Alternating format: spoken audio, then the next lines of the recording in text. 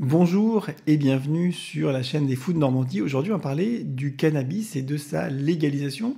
On va essayer de faire cette vidéo rapide pour vous donner quelques éléments de combat intellectuel, de nuances qui sont, je sais pas, peut-être volontairement omises lors du débat sur la légalisation du cannabis.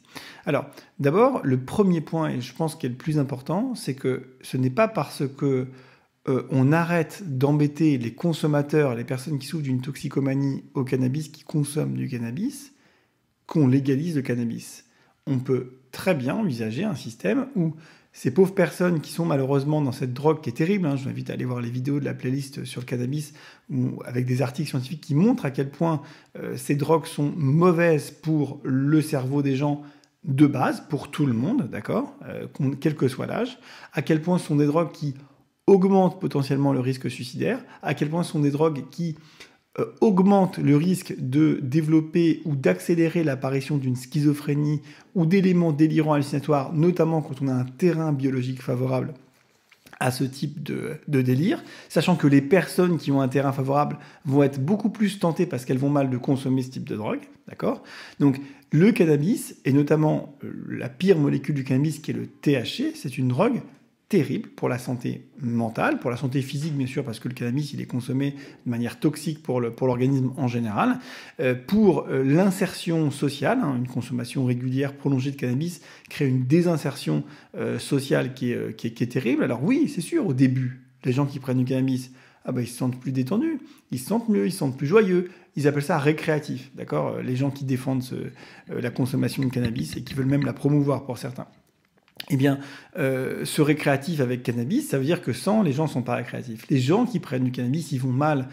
Toutes les personnes qui prennent une drogue, même une drogue légale comme le tabac ou comme l'excès d'alcool ou comme l'excès de produits transformés type sucre gras, c'est des gens qui en prennent parce que ça leur fait du bien, ça stimule le circuit de la récompense, ce circuit qui chez eux n'est pas suffisamment stimulés parce qu'ils vont pas bien, parce qu'ils sont stressés, parce qu'ils sont anxieux, parce qu'ils n'ont pas suffisamment de joie de vivre, d'accord ? Mais sauf que ces drogues-là ne sont pas une solution, d'accord ? Il y a des solutions bien meilleures à des problèmes de type troubles anxieux, dépression et autres troubles psychiatriques, autres troubles psychiques, d'accord ? Il y a plein d'autres solutions. Et parfois, il n'y a même pas forcément besoin de psychiatre pour ça. Peut-être qu'il y a besoin d'aménager son environnement, de changer son mode de vie, de changer ses fréquentations. Bref, si vous allez mal, oui, les drogues sont une solution à court terme, mais c'est une très mauvaise solution. Très mauvaise solution. Donc ne vous laissez pas avoir par ces gens qui appellent ça du cannabis récréatif. D'accord ? Bon. Donc on peut très bien être bienveillant avec les personnes qui souffrent de cette consommation de cannabis, d'accord ? On peut très bien les accompagner, arrêter de les pénaliser, arrêter de leur mettre des amendes, arrêter tout ça, vraiment les laisser tranquilles, d'accord ? Mais avoir une attitude qui soit bienveillante, une attitude de soin. Si on arrête de les pénaliser, ces personnes-là, elles pourront plus facilement accéder aux soins, aux études cliniques, aux soins généraux chez leur médecin ou à des centres qu'on pourrait mettre en place spécifiques. Il en existe un peu partout en France d'addiction, et notamment d'addiction au cannabis, d'accord ? Où, à mon avis, la place de la psychiatrie est prédominante très clairement. Mais voilà, on peut prendre soin des gens, arrêter de les pénaliser, tout en continuant à combattre les psychopathes qui parfois sont utiles, mais parfois sont nocifs, les psychopathes qui font des milliards sur un trafic de drogue mauvaise pour la santé des gens et qui se frottent les mains. Ces gens-là, ils n'ont pas peut-être des cols blancs de psychopathes de haut niveau narcissiques, mais c'est des psychopathes quand même. D'accord, je veux dire, est-ce que vous accepteriez de faire de l'argent en vendant du cannabis à votre voisin ou au fils de votre voisin ? Non, vous accepteriez. J'espérais que vous accepteriez pas ça. C'est pas bon pour lui. Vous le savez, tout le monde le sait que c'est pas bon le cannabis. D'accord, entre autres. D'accord, il n'y a pas que le cannabis. Encore une fois, il y a plein de choses légales qui sont pas bonnes non plus. D'accord. Donc ne pas empêcher le trafic de cette drogue terrible, cette drogue qui, dès la première bouffée, est négative pour l'individu. D'accord. Parce que il y a des choses, il faut pas en abuser, quoi. Puis il y a des choses, vraiment, même la première consommation, elle est très mauvaise. Le cannabis en fait partie, notamment cette foutue molécule qui est le THC, qui est de plus en plus dosée dans le cannabis qui est consommé en Europe, elle est terrible, elle est extrêmement mauvaise. Elle augmente, encore une fois, le risque de souffrir d'une schizophrénie si on a un terrain biologique favorable. Elle va favoriser la décompensation, d'accord, favoriser les décompensations délirantes, hallucinatoires. Elle va favoriser le repli sur soi quand elle est consommée régulièrement. Elle va favoriser les troubles des apprentissages. Le ralentissement psychomoteur, les troubles de l'attention, les troubles de mémoire, enfin, c'est terrible. Il y a rien de bon qui est apporté par cette molécule, rien de bon. Et vous avez des gens qui vendent ça en quantité invraisemblable et qui se font des milliards avec ça. Et on voudrait les laisser tranquilles, voire même les rendre, en créer des millionnaires ou des milliardaires avec de l'argent légal, hein, parce qu'on légaliserait leur business, ils se feraient des milliards d'euros, mais là, ils n'auraient même pas plus besoin de se cacher. Ils pourraient... attendez, c'est dans quel pays, enfin, c'est quoi cette idée, en fait? C'est quoi cette idée étrange, quoi?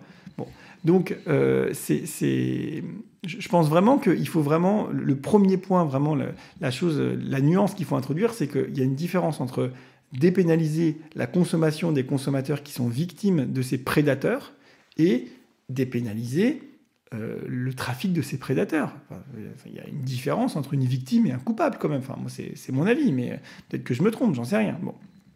Donc ça, c'est la première chose.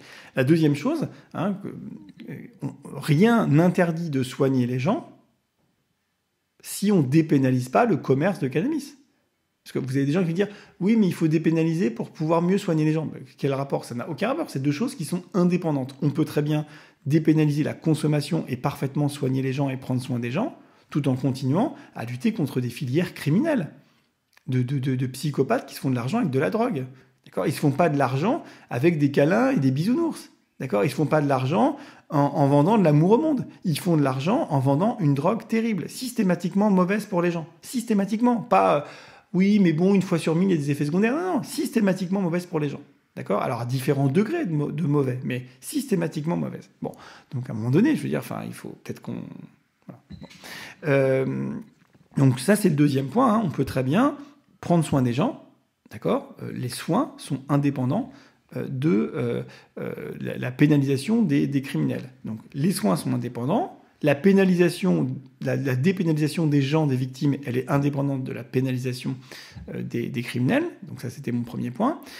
Troisième point, un argument qu'on entend souvent, qui est étonnant, c'est tout ce qu'on a fait jusque-là n'a pas permis de baisser la consommation de cannabis, donc il faut légaliser le trafic de cannabis.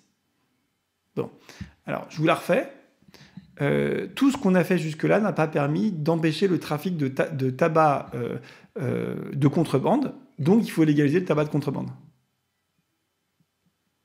Hein? Là, vous buguez, vous êtes d'accord. Pourtant, c'est la même chose. Hein. C'est vraiment... Donc, en gros, l'idée, c'est que c'est pas parce qu'on n'a pas réussi à empêcher un trafic qu'il faut le légaliser. C'est pas parce qu'on n'a pas réussi à empêcher un trafic de drogue qu'il faut le légaliser. C'est pas parce qu'on n'a pas réussi à empêcher un trafic de contrebande de faux sacs Vuitton, de tabac de contrebande, de je sais pas quoi, qu'il faut le légaliser. C'est un argument complètement pété. Enfin, je veux dire... j'espère que tout le monde se rend compte. Vraiment, je le souhaite. Bon. Donc, par contre, évidemment, le constat qui est juste, qui est de dire ce qu'on a fait pour l'instant n'a pas permis d'améliorer les choses, c'est un vrai constat. Et l'idée de devoir changer quand on fait quelque chose qui ne marche pas, c'est une évidence. Et là, on est bien d'accord. Mais changer, ce n'est pas forcément, obligatoirement, de manière univoque et directe, tout légaliser. C'est ce qu'on essaie de vous faire croire dans les débats, hein, parce qu'on vous donne une fausse alternative. C'est soit on continue comme ça et c'est la cata, soit on légalise tout. Non, c'est une fausse alternative. Il y a plein d'autres options. Il y a plein de pays qui ont par exemple, tout le monde me parle à juste titre, du Portugal. Portugal, il a arrêté d'embêter les gens. Il a massivement investi dans les soins, dans l'accompagnement, etc. des personnes qui consomment de ces drogues-là. Il a massivement investi dans la psychoéducation, dans la formation, dans l'information. Ils ont vu une baisse de la consommation. D'accord? Mais ils ont continué, évidemment, à interdire le trafic. Évidemment. Enfin, je veux dire, c'est... Enfin, moi, ça me semble évident, mais bon, je comprends bien que d'autres y voient peut-être un intérêt différent. Mais en tout cas, voilà, tout le monde parle du Portugal en disant que ça a bien marché. Bah oui, mais regardez bien ce qu'ils ont fait, le Portugal. Ils ont bien fait les choses. Ils ont eu ce que je considère de doigts de bon sens, c'est-à-dire que les victimes, ils arrêtent de les embêter, Parce que c'est une double peine sinon. Donc ils arrêtent d'embêter les victimes, puis ils en prennent soin. Et puis les criminels qui se font des milliards sur la maladie des gens et sur les souffrances des gens, ben, ils continuent à les embêter. Je sais pas, ça me semble... bon, je sais pas, peut-être que c'est complètement fou de penser comme ça, c'est possible, hein, et dans ce cas-là, je m'en excuse. Voilà, donc en tout cas, vous voyez, il y a plein de faux débats finalement dans cette histoire de cannabis. Hein. Oui, dépénaliser, c'est arrêter d'embêter les gens. Non, dépénaliser, on peut juste dépénaliser la consommation. D'accord ? Et continuer à pénaliser le trafic. Oui, comment dirais-je, si on ne dépénalise pas, on ne peut pas aider les gens. Non, on peut aider les gens en gardant une pénalisation du trafic, mais en empêchant que les gens les consommateurs soient pénalisés et donc en les accompagnant avec des soins. On peut faire ça. Et enfin, oui, rien ne marche, donc de toute façon, il faut tout légaliser. Bah non, en fait, ok, rien ne marche, mais il y a d'autres alternatives un peu plus subtiles qui sont celles que, par exemple, a fait le Portugal, qui sont, on soigne les gens, on s'en occupe, on arrête de les embêter parce qu'ils consomment, mais au contraire, on les accompagne, on les aide et on les soigne, et puis on fait la guerre aux trafiquants. Voilà, je suis désolé, ça va sembler peut-être complètement évident ce que je dis à plein de gens, mais vous allez voir que dans le débat, c'est pas forcément ce qu'on entend systématiquement. Et encore une fois, je vous répète, hein, dans le cannabis, la molécule la plus terrible, c'est le THC. Le THC est de plus en plus dosé dans le cannabis qui est vendu partout en Europe. Et c'est vraiment terrible parce que c'est une molécule qui est très mauvaise pour le cerveau, qui va vraiment détruire l'individu psychiquement et ensuite dans tout le reste de sa vie. Et je reconnais aussi, et j'ai fait plein de vidéos là-dessus depuis des années, qu'il y a une molécule formidable dans le cannabis qu'on appelle le CBD. Mais il n'y a pas besoin de consommer tout le cannabis pour consommer du CBD. Hein. Consommer du CBD, c'est, je ne sais pas si en France c'est légal, mais enfin, je crois qu'en Europe en général c'est légal. Et c'est une molécule qui a l'air d'avoir un intérêt thérapeutique intéressant donc en psychiatrie et en neurologie. Il faut d'autres études pour le confirmer, mais vous voyez, c'est pas le cannabis c'est mal. Non, le cannabis avec du THC c'est pas bien. Il se trouve que dans le cannabis, il y a une molécule qui est très intéressante, qu'il va falloir exploiter, qui est déjà exploitée par certains. Et il y en a qui font un business. Et moi, vous voyez, ça ne me dérange pas qu'il y ait des gens qui fassent un business d'un truc qui est reconnu par les données scientifiques actuelles comme vraisemblablement plutôt vraiment pas dangereux et vraisemblablement peut-être même utile dans certaines situations. Moi, que les gens fassent de l'argent avec ça, ça ne me dérange pas, je m'en fous. C'est extrait du cannabis, je m'en fous, j'ai rien contre la plante cannabis. Elle m'a rien fait la plante cannabis, je me suis pas fait attaquer par des plantes de cannabis quand j'étais jeune. J'ai rien contre le cannabis moi. Mais dans le cannabis, on va peut-être pas tout prendre parce qu'il y a plein de choses à mettre à la poubelle et notamment il y a beaucoup de merde, ce qu'on appelle le shit. Le shit c'est beaucoup de THC. Le THC c'est mauvais. Donc le cannabis en entier non. Certaines molécules du cannabis comme le CBD oui. Mais donc, voilà, on soigne les gens, on accompagne les gens, on arrête de les embêter. Effectivement, il faut dépénaliser la consommation. Ça n'a pas de sens de pénaliser des pauvres gens qui sont fait avoir par des réseaux mondiaux de milliardaires qui font de l'argent sur la misère des gens. Mais ces gens-là, il faut continuer à les traquer encore plus. C'est pas parce qu'on l'a pas fait et que ça marche pas qu'il faut pas continuer, il faut pas faire autrement, qu'il faut pas faire plus. Donc, il faut continuer à traquer ces voyous-là.